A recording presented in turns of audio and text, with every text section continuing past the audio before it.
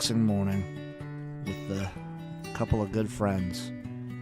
What more could you add to make it special?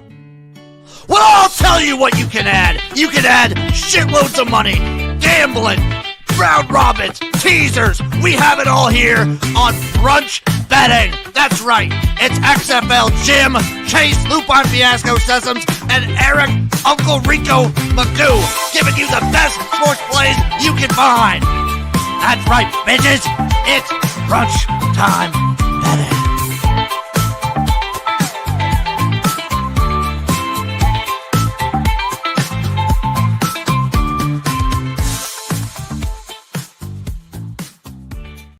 Hello, everybody. Welcome to another episode of Brunchtime Betting. As always, it is me, XFL Jim. Ladies and gentlemen, this is the XFL. And I'm, of course, joined by Chase Sessions, a.k.a. the Wolf of Oaklawn. And, of course, Eric, the man, the myth, the legend, also known around the world as Uncle Rico. Whoa. What's up, boys? What's up, dude? How we feeling today? I'm feeling great, first of all, just because we finally got a banger UFL Friday night game. A banger. How's everyone doing? What's everyone having or planning on having for brunch? Because I'm making something after this show. Black coffee. I already ate, Jim. What'd you have? I had 2 egg whites and a protein shake with blueberries, some creatine, some almond milk. That's my life now. I'm gonna do. I just want to say, if you're a coffee fan, pick up a bag of the Breakaway Bold, SureBetCoffee.com from the Sure Betties. $1 of every bag sold goes to equine aftercare. Oh, I like that. That's good promo. I'm gonna do avocado toast with some over easy eggs and pickled onions. That's what I got. That's what I got after the show. Okay. Let's take the Lakers chiming in. Let's go Clipper Monster Lock of the Year Mega Whale Play 100 units. Okay, that's a drop in the bucket for I Hate the Lakers. We know he's a 1 million. I went on a 3-minute rant about 100-unit mail. Okay, well you don't. So do you like? Because I love saying 100-unit Mega Whale Play coming up, baby. No, because I said like the little Twitter boys are like a bunch of fucking. There's no such things as 100-unit Mega Whale Play, and anyone that says that's a fucking joke. That was my quote on my podcast last night. Much. Well, you're right. Did someone come after you for that? No, I mean I'm assuming he listened to my podcast because I bitched about it yesterday. Well, I Hate the Lakers is #1 Uncle Rico fan. We know. This is something we know. I love dropping the whale plays. I think that's been a thing in my vernacular ever since I learned who like Vegas Dave was. Whatever happened to that? Yeah. He kind of just disappeared, right? I think he was pretty much shamed into obscurity. Didn't he have like wasn't he on like probation or parole for like stealing a bunch of like social security numbers or something? Oh yeah. Yeah, I don't know. I don't know if something had to do with that. I think it was something like that. I think it was something very fraudulent. He's 48 years old. Good old Vegas Dave. He looks like a fucking garden gnome. Wasn't he dating that lady who was a porn star or something? Probably. I don't know. All I saw was that like Showtime series they did. Oh yeah, the People versus Vegas Dave. Holly Sanders. What is that relation to Holly Colonel? Sanders. Yeah. She was like in Playboy and everything. Yeah. She used to be on the so when you look her up on Google, it says former golfer. Yeah. And then like she got fake cans, did a facelift. Oh yeah. Ugh. Yeah. Not for me. Boys. That's a thing of slowly turning into a duck. Are you wearing a chain? I put a chain on just for you. Okay. You're encroaching on my image, but okay. I put it just for you. This is appreciation. This is appreciation, not taking. I'm always rocking my chain. My chain's not as with the T. Yeah. Mine's appreciation, not appropriation, Chase. There we go. What the fuck's up with Shadur? Okay, dude. So, all right. So I got I haven't drafted me yet either. I'm just gonna throw out there. Okay, so look, my first thing is to the kid who prank called him. You are one of the worst kinds of human beings. Like this kid's going through the worst time of his life in front of everyone, being made fun of, and you did that. That's pretty fucking low. And at the end of the day, he's a 21-year-old kid. He's young. He's naive. If you want to like get on Dion, who's like in his 50s for acting like a jackass, that's fine. Sanders doesn't know anything. He's a young, dumb kid. Number two, the fact Dylan Gabriel, I'm not a conspiracy theorist, but the fact Dylan fucking Gabriel, who's god awful, went before him. I mean, that's pretty fucking bad, dude. There is no world that anyone that knows ball says to themselves, hey, you know what? I think this Dylan Gabriel kid is a better quarterback than Sanders. No fucking world. And if they say that, they're a fucking moron. Number two. So what's fun? Okay, please continue. The kid from Louisville. Have you guys seen his throws? This guy stares it down. It's a wounded duck.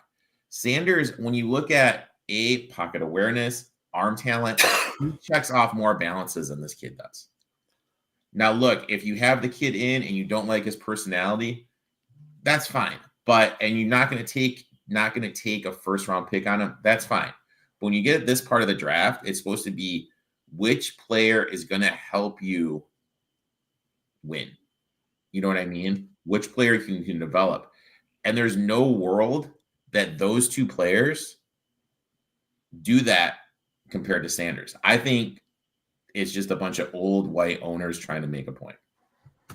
So I agree. And this is what I think first. Like, okay, so say the rumors are true and he was terrible in the interviews. He was raised by a man who, after Bo Jackson, I'd say for a stint through the 80s into the 90s, was probably the best athlete on the planet. Of course, he's going to be a little fucking different.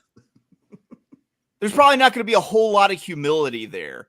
But, like, I kind of agree with Uncle Rico. It feels like everyone's kind of punishing Dion for being, like, a outspoken black man and for Shedeur being an outspoken black man, too. Like, it feels a little bit fucked up.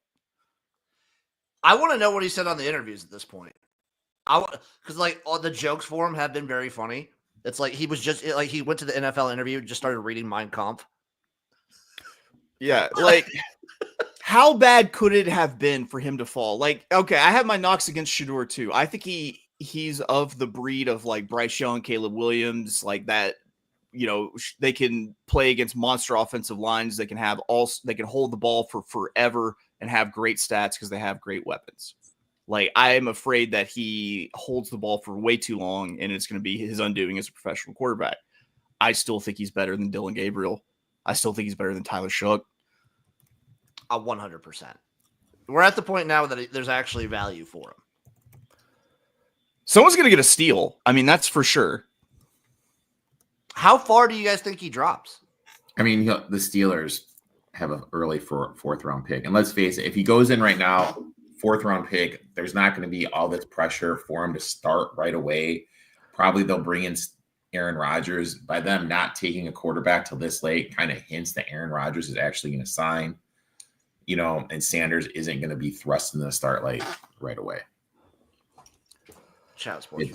Hell must be freezing over for that fucker to agree. That's true. That's true. Any other things we want to discuss, shoot on before we get to the glorious picks that we have today for you? Yeah, fuck the Birmingham Snorians. I'm going to call them the Birmingham Stallions, the Birmingham Snorians. Fuck them. I'm so glad that the Shodies beat them last night. 3-2 now. So happy. That actually, so happy. It double makes me happy because it makes the USFL conference in the UFL not a snooze fest.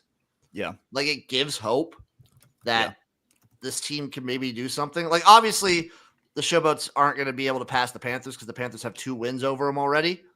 Yeah, but hey, they have a head-to-head against the Stallions now. We don't have it locked up by like what was it, week 6 last year? The USFL conference was both teams were already locked into the playoffs because the Showboats and Roughnecks were so terrible.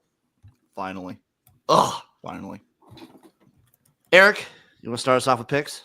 Oh, yeah. My first pick, and I am going I have a couple ones. I will start with a little afternoon baseball. Give me the Tigers first 5 -124. 19-9-2 first 5 overall, 13.7% ROI, 9-2-2 this year in the first 5, one at home, 35.4% ROI.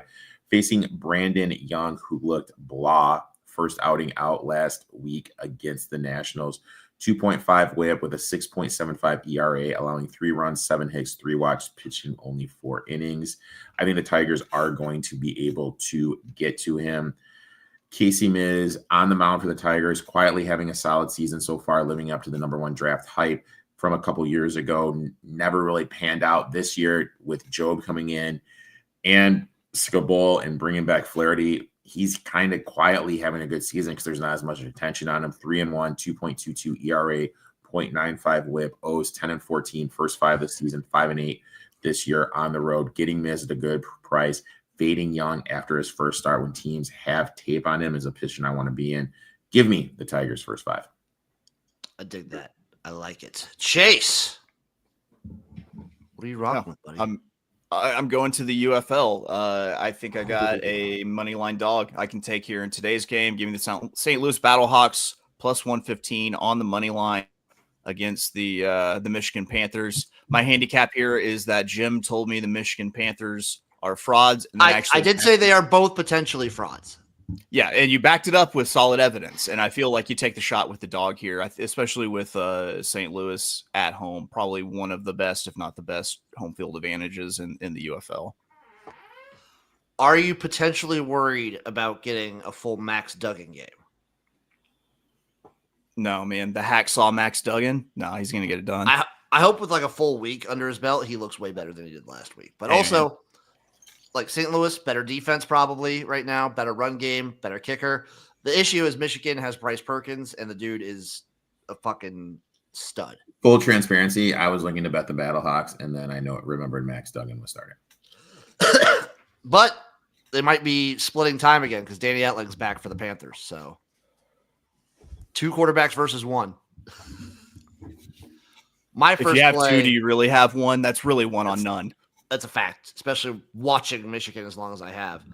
My first play, I'm going into baseball too. And I don't know. I just kind of like read the tea leaves when it comes to MLB betting. I'm not the most analytical guy with it. And today I woke up. My eyes were beet red. They were swollen shut. That means I'm betting the Atlanta Braves. Because it was brave of me to get up this morning, damn it. It's a brave move. So it's a brave new world. Plus 103. I love this. I love everything about this. So just to confirm, it was brave of you to get up. Yeah. So that's what we're doing. I could have stayed in bed all day and rotted, Eric. I respect. Damn right you respect it. Damn right you respect it. I'm really glad that remained in a politically correct place considering you chose the Braves. I teeter, Chase. Yeah. Eric, what do we got next? All right. So can I just do a 3-pack in the same bet in the same? Yeah, of course. So I did the Heat plus 6, plus 185 on the money line, plus 2.5 for the first half. So this is a first half trend. Teams that are down 0-2 in the playoffs, coming home from game 3 in the first round, are 66% ATS. Now, when home teams, after losing game 2 by 5 points or more, are 65% ATS. So that could be your split, your 0-2. That's just not an 0-2-1. Role players play better at home, worse on the road. I'm expecting this for the Cavs. I expect some shooting regression for them. When we look at the full game, home teams down 0-2 in the playoffs are 58% ATS. Game 3, home teams after losing by 5. This is for the full game. Oh, no, sorry. I already said that one. Spoelstra, best coach last 20 years, ATS, 57%. At home in the playoffs, 58%. As a home dog getting 6 or more, 65%. On the money line, this is insane, 19.3% ROI. When a 6-point dog or higher, his ROI, do you guys care to guess what his ROI on the money line is? When he's getting 6 points or more, and he's I got him at 6. Do you care to guess what he is? No. What is he? 25%. It's too early for math, Uncle Rico, especially that kind of math. It's a lot of numbers. His ROI when a dog is 6 or more on the money line is 100.7%. It's not a real. So you're at least getting You're at least 100%. getting Yeah, even so- money there, Yeah. at least. Okay. Okay. 8 seeds, 8, 9, 10 seeds that are down 0-2, but covered game 2, 7-6 straight up, 9-4 ATS. Teams that covered are in game 2 are 7-2 straight up. Look, I just don't trust this Cavs team. He outscored in the second half. In game 2, we're in a position to win the game. I haven't been impressed by the Cavs in this playoff series, so I'm gonna take the Heat, dude. I'm gonna do the halftime, full time, and money line. Disgusting, but I love it. I really do love it. Chase, what are we rolling with next? I'm going trans species here with my picks, guys, because I'm moving to Santa Anita Cockfighting! today. Oh no.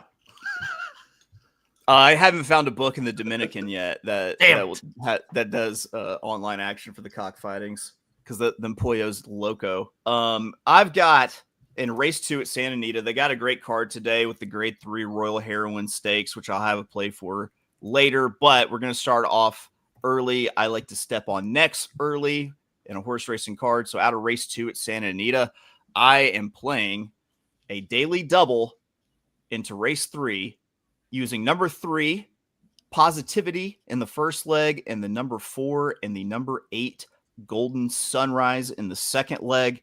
The 3 in race 2 Positivity is a big favorite and should win. And the only way that you're really going to be able to make money off this is either by taking it vertically or horizontally. You're not going to make a lot of money off of it taking it vertically, meaning like an exacta or a trifecta bet, because it's a pretty short field. Best bet is to take this in a daily double, do some overlays in the next race. That's what we're doing. Race 2, daily double, 3 with 4-8. That's Positivity in race 3 with Harson, number 4, and number 8, Golden Sunrise in race 3. Similar, we did have a question. What's the biggest race of the day? Any carryovers? As we always get. The biggest race of the day is going to be the grade 3 Royal Heroine at Santa Anita race, which is race 7 on that card. In terms of carryovers, there's nothing huge, but there is a small pick 6 carryover at Aqueduct. And I believe that there is another pick 6 carryover, a small one, very small one at Santa Anita. Nothing that's going to flood these pools with money. Also chiming in, betting Vienna today, UFC, just based off looks. Dude, she's a fucking smoke show, dude. Like, dude, I strongly suggest doing a little Google search on that little princess. Would you give Vienna the sausage? You see what I did there? Yeah. You get it? If she were to slide in my DMs, I would reply, "Hello, how are you?" I would just send her a picture of a can of Vienna sausage. But I'd Photoshop the name on the can. Yeah. Oh god. Oh yeah, I see what Uncle Rico's talking about. Yeah, dude, she's got a little spice to her. What's her name? I just looked up Vienna UFC. Yeah. It's like Diana, I think is her first name. Oh, Pollyanna. Pollyanna. Yeah. She would definitely be on team Brunchtime betting. Oh, for sure. Speaking of which, I think when we hit the summertime, I'll need to look up another cameo. Shout out Dean Blandino, but we'll need to see if we can find one. Maybe we should do her. Go ahead, Pollyanna Viana. All right, my next bet. Hey! It's my turn. You can't just skip over me. Sorry, bro. You can't just skip over me like that. I'm taking the under in the Thunder Grizzlies game. I screamed like we're not going to get anything out of the Grizzlies, and the Thunder might just kind of chill out. I have a play in that game. I'll go to that one then. I took Scottie Pippen Jr. under 14.5 points. Same angle I've tacked before during the playoffs when a role player has a career game. Pippen is coming off his career playoff high, 28 points, second highest total he's ever scored. Pippen has only gone over this total 16 times this season. He went over this total 8 of the 19 games he played when John Morant was out. With no Morant, the Thunder will look to stop Pippen more, have more defense geared toward shutting him down. Thunder for the season allowed the second fewest points per game to opposing point guards. Pippen is coming off a game he shot 50% from the floor, 60% from deep. Obviously, shot regression is due. I have to fade him here in the spot. I would buy, if I were the Memphis Grizzlies ownership, I would buy John Morant just an entire safe full of guns and let him load manage himself by getting suspended with flashing guns on Instagram. I'd buy him a tank. Yeah, just let him Master P it through the streets of Memphis. Yeah. Okay. I would be honest, if I'm the Grizzlies owner, I'm just doing a hard fucking fuck everybody. We're fucking Burn it down. We're starting over. Burn it down, baby. We're burning the fucker down, man. Let's start it over. I don't know if you guys are aware, but like there was an internet guy back in the day called FPS Russia. No. And Yeah. Have John Morant just do that just for like Memphis promo. Just have him shoot bigger and bigger guns. Just going with the automatic shotguns in each hand. Yeah. FPS Russia was insane. Yes. If we can make content out of it, I'd do it all for the showboats. Chase, I think you're up next. Yeah. Going next to Santa Anita race 6. I'm going to be playing a win on the number 4 Dandy Man Shines at 6-1. You've got Umberto Rispoli up in the irons here. I think that this horse is going to sit a great trip in the second wave behind 3 horses who are all pushing the pace. They're going to heat this up early. I really like the number 4 Dandy Man Shines to come from off the pace. Win bet number 4 in the 6th. Dandy Man Shines to the hoop. I love that. That's a great name. Dandy Man Shines? Yeah, that's a good horse name. It's a really good horse name. My next play and my last play before getting to the big degenerate stuff. Oh, wait. Let's make some money chiming in. I love betting Churchill Downs. Any racing there? They are racing tonight. They're also doing like the draws and everything. So here's the deal, guys. Anybody out there, if you see me on social media, like I would love to help you out and do picks for like a day or anything, but this ain't the week. I ain't the one.